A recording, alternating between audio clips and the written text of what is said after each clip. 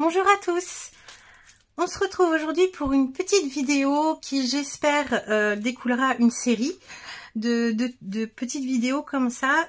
J'avais envie de vous proposer des petites vidéos donc qui seront assez rapides, je pense, sur des goodies, des petits cadeaux à offrir à nos copines scrapeuses. Moi, ce que j'aime bien faire, c'est faire des petites choses maison, mais qu'elles puissent réutiliser facilement. C'est vrai que c'est toujours agréable de recevoir une création d'une copine, mais en général, les créations, voilà, elles sont exposées pour toutes celles qui ont de la place, qui ont de la chance d'avoir de la place. Moi, ce n'est pas mon cas. J'ai très peu d'espace, en fait, d'exposition. Donc voilà, je garde juste quelques créations cadeaux sous l'œil, mais la plupart finissent dans une caisse. Alors je les garde toutes, mais voilà, je peux pas vraiment les voir.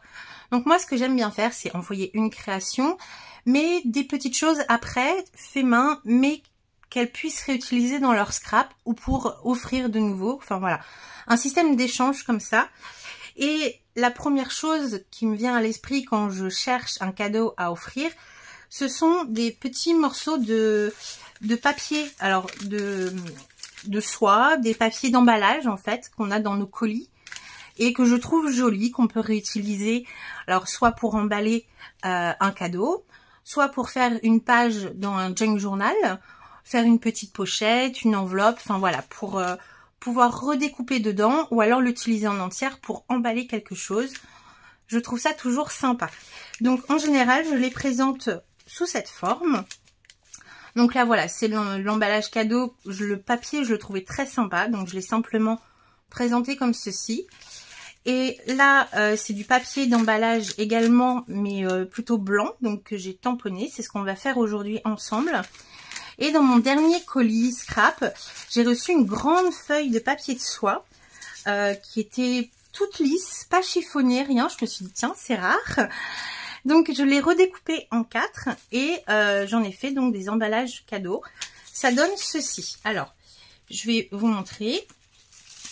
Là, j'en ai fait 3 sur ma feuille et il m'en reste une. Je me suis dit que j'allais faire avec vous.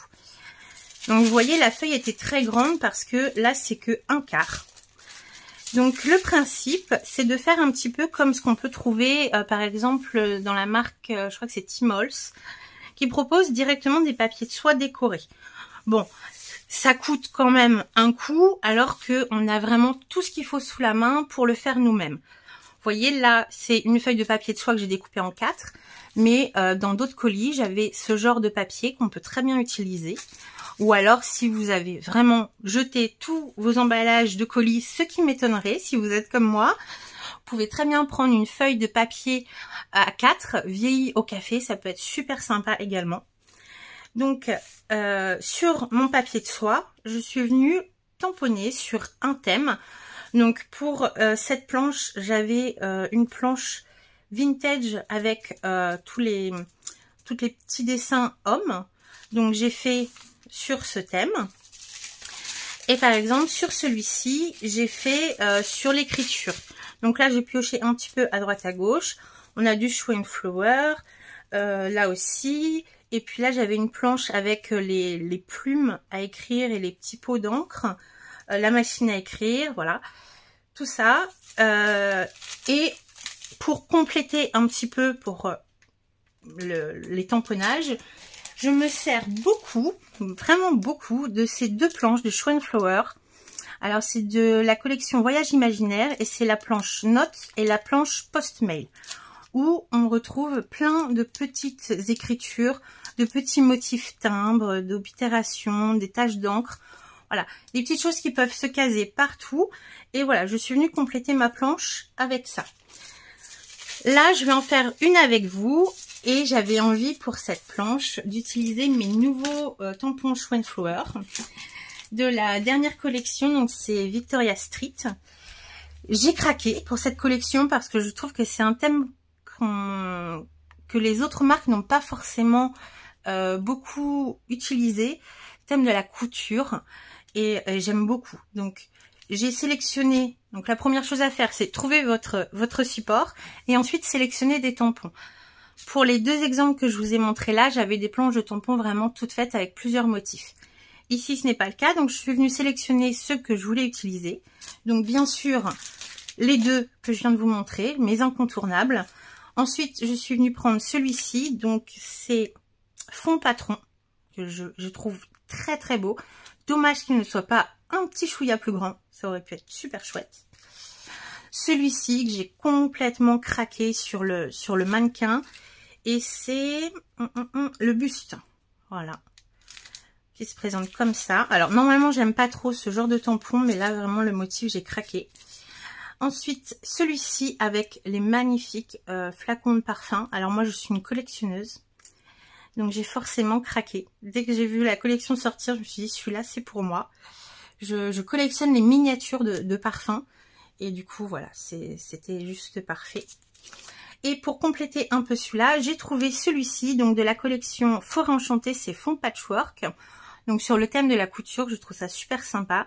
Je pense pas utiliser directement le quadrillage patchwork, mais par contre nous avons des petits textes patchwork, échantillons. Là on a collection, les petites taches d'encre, voilà. Je me suis dit que je pouvais peut-être utiliser des petits éléments de cette planche. Donc ça va être le deuxième travail à faire. Ça va être de sélectionner vos tampons sur un thème ou pas, hein. Ça peut être vraiment ce qui vous tombe sous la main, ça fera forcément joli. Moi j'aime bien faire des thèmes, donc celui-ci je vais faire avec vous, ça va être thème couture. Et la dernière étape, donc j'ai sorti mon pad d'encre Versafine noir, et j'ai sorti toute ma collection de blocs acryliques, pour vraiment ne pas avoir à les chercher au dernier moment, et avoir vraiment la taille qu'il me faut pour le tampon que je vais utiliser. Sachant que, comme vous le remarquez, c'est une succession de tamponnages. Je vais faire des bêtises, je faisais ça là. C'est une succession de tamponnages, donc on tamponne plusieurs fois le même motif. L'idéal, c'est d'en avoir plusieurs, pas de blocs acryliques, pour laisser le tampon utilisé dessus et pouvoir ensuite le reprendre et compléter les petits endroits où l'on veut le remettre. Voilà, et faire le nettoyage des tampons tout à la fin. Donc, je vais commencer avec vous. Alors, pour commencer, moi, je trouve que le plus simple est de commencer par les motifs les plus gros. Vous voyez que, par exemple, sur cette planche, j'ai commencé à tamponner les messieurs, là, parce que c'est le plus gros motif. Ensuite, je suis venue, je crois, faire les chapeaux, les montres, et ensuite, voilà, compléter au fur et à mesure, mais déjà placer nos gros éléments. Moi, ici, le gros élément de ma planche, ça va être le buste, justement, ici. Donc, je vais le préparer. Hop.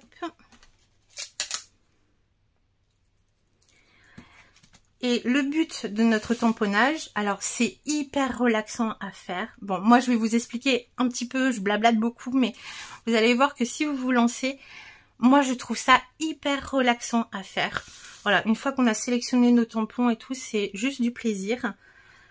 Le but va être donc de compléter notre papier de soie de plein de motifs, en commençant par les plus gros, les moyens, et finir par des petits détails. Donc moi ici les petits détails, c'est les taches d'encre, les tampons de poste, voilà, les petits détails pour venir compléter. Je superpose très peu de choses à part les petits détails justement, mais vraiment les gros motifs, j'ai essayé de les éparpiller sur ma planche. Et chose importante pour faire un peu plus naturel, c'est qu'il va falloir déborder de notre feuille. Là, vous voyez que mon monsieur a les jambes coupées.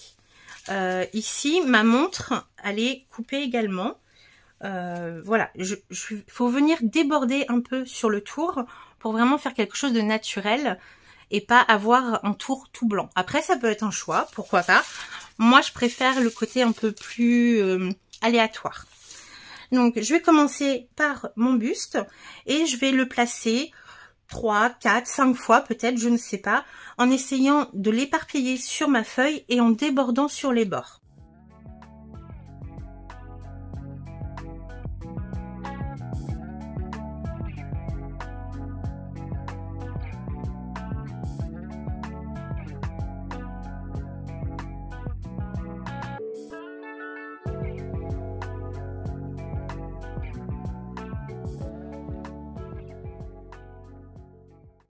J'ai commencé à placer mes gros motifs, vous voyez, un peu aléatoire. J'en ai laissé un vraiment entier et les autres, je les ai coupés. Je les ai fait déborder de mon papier. Moi, je fais, alors pour ce système, je fais rarement des tamponnages en biais. Je les fais soit à la verticale, soit à l'horizontale, mais je les fais pas en biais. J'ai jamais essayé, je sais pas ce que ça peut rendre. Moi, je suis assez carré.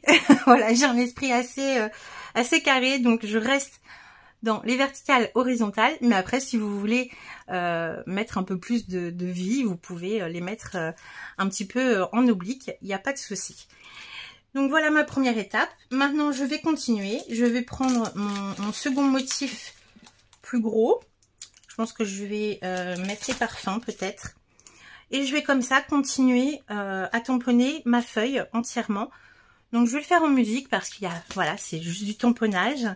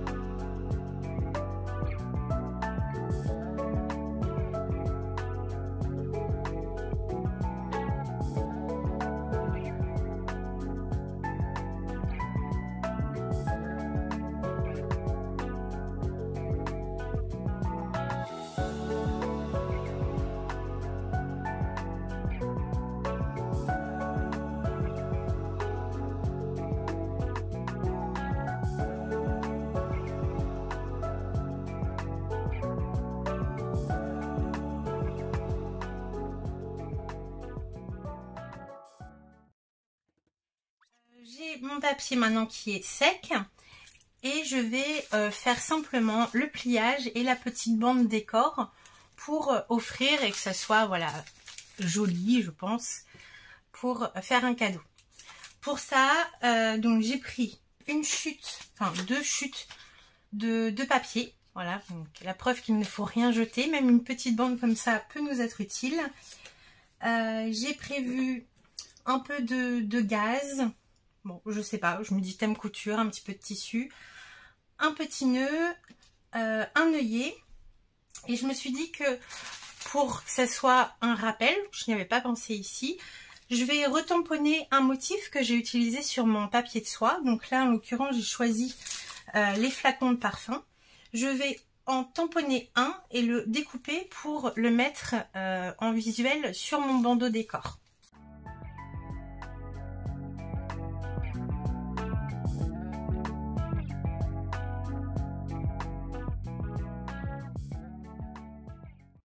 Préparer le pliage de mon papier. Alors pour ça, moi ce que j'aime bien faire, c'est qu'on ne voie pas les coins. Donc pour ça, je vais le mettre à l'envers parce que moi j'ai des écritures, du coup il y a un endroit en envers du papier, mais vous voyez que ça fait très joli aussi de ce côté-là.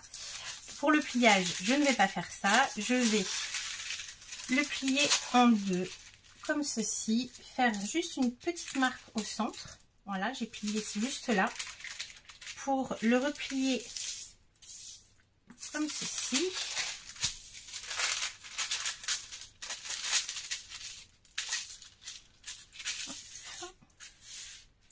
Et là, je vais pareil faire le replier en deux dans ce sens, faire une marque.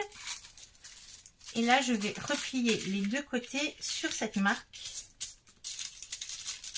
Hop, comme ça.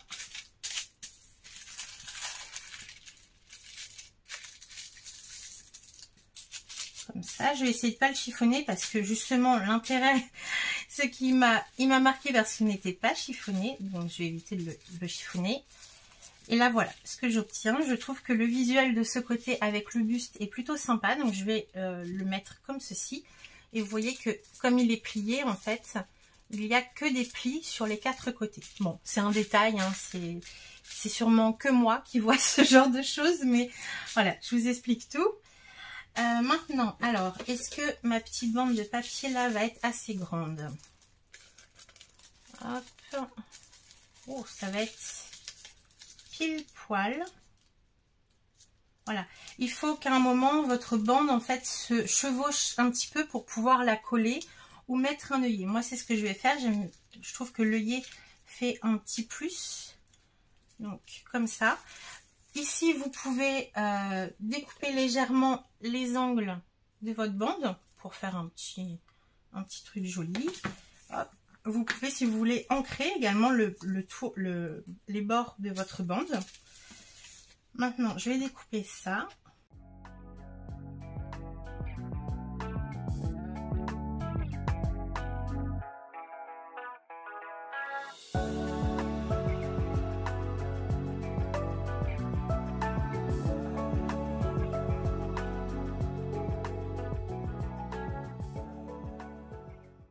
Rajouter un petit morceau de gaz entre mes deux languettes et maintenant soit vous collez ou alors comme moi vous mettez un œillet ou une attache parisienne aussi, ça peut être sympa, simplement pour ajouter une petite touche de décor.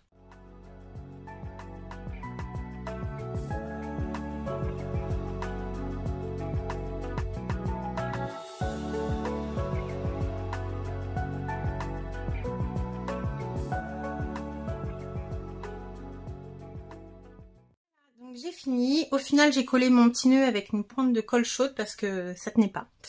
Voilà. Donc voilà ce que j'obtiens. Et je trouve que ça fait un cadeau plutôt sympa à offrir. Ou sans le bandeau, simplement les papiers comme ça pour offrir un cadeau, emballer un cadeau. Je trouve ça plutôt sympa. Et vous pouvez varier les supports. Là, c'était une feuille de papier de soie. Mais n'importe quel papier d'emballage ou même une feuille que vous avez chez vous, ça peut tout à fait faire l'affaire. Et c'est un moment détente avant tout. Et je trouve un joli cadeau à offrir. Donc j'espère trouver d'autres petites idées comme ça pour vous faire des tutos de goodies, de petits cadeaux scrap à offrir. Si j'en trouve d'autres, je vais la numéroter cette vidéo et si j'en trouve d'autres, eh ben, je suivrai la numérotation. Voilà, donc si jamais vous avez des idées ou des envies, quelque chose, n'hésitez pas à me les mettre en commentaire pour me donner des idées et éventuellement vous les faire en tuto. Moi je vous souhaite bon scrap, amusez-vous bien à créer ces feuilles de papier et je vous dis à très bientôt dans un prochain tuto. Bye bye!